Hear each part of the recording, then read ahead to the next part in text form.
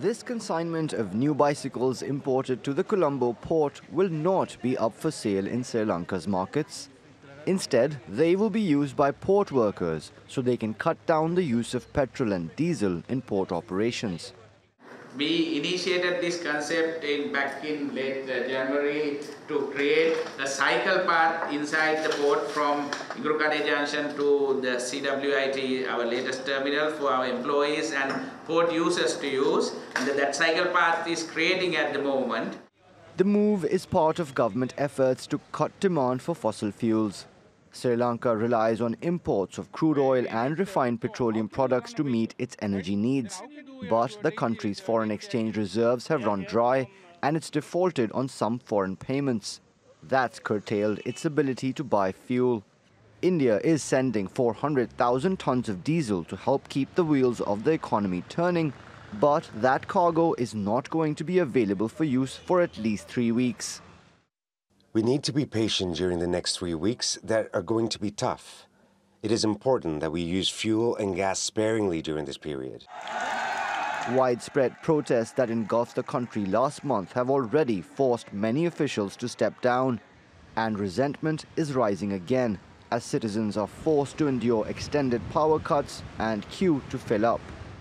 We are pushing our vehicles to petrol sheds. This is wrong. Why are we suffering? For the government's fault, why are the people suffering? We are paying taxes. Who is responsible for this situation, if not those sitting in Parliament? Nobody in Parliament has a brain. Prime Minister Ranil Wickremesinghe says comprehensive economic reforms are needed to alleviate the crisis. But as they run out of food, fuel and medicines, many Sri Lankans fear the government is doing too little, too late. Mobin Nasir, TRT World.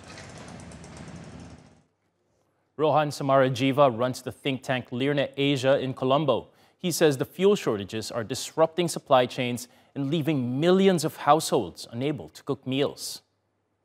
The problems began with cooking gas, which is a problem that affects many of the people in the urban areas. So you take a city like Colombo, the capital, 70–80% or even more of the people rely on light petroleum gas, LPG, for their cooking. So that is perpetually in short supply. Food prices have gone up. Some of the supply chains have been affected, but I wouldn't say that we are at the level of actual food shortages yet.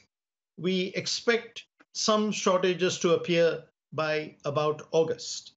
But fuel is the biggest problem because people are having difficulty in moving around. I believe the first and most important thing is what we call bridge financing. Until the IMF negotiations are in place and the debts are restructured, this problem will continue. But we have to get the economy running again. So there is a big push to get the necessary political stability